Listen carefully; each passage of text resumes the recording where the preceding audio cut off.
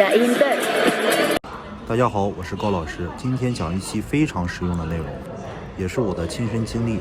这个办法我平时不大用，但这一次的话确实时间比较赶，我就重新又走了一次，把它拍下来给大家做一个参考。如果你赶时间的话，我直接说结论，从下地铁到最终安检进站大概10分钟到12分钟之间。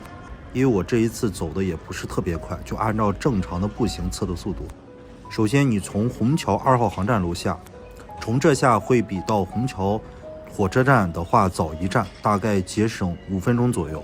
这5分钟对于赶高铁还是非常有帮助的，很重要的。主要是这一站下车到高铁站非常的清晰，就是一条大直路，而且呢确实是有观光带可以帮助你很省力的走过去。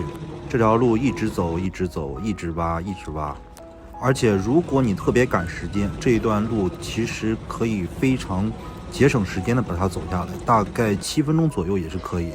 走到这儿以后，出了前面的这一个门，其实就到达了高铁的安检的门口了。因为我是晚上到的，所以人也很少。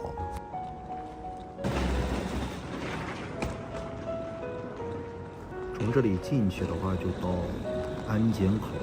这边值得一提的是，安检口进去以后，它是在1B1A 的安检地方，所以的话，如果是实体安检口的话，还要再走一段距离。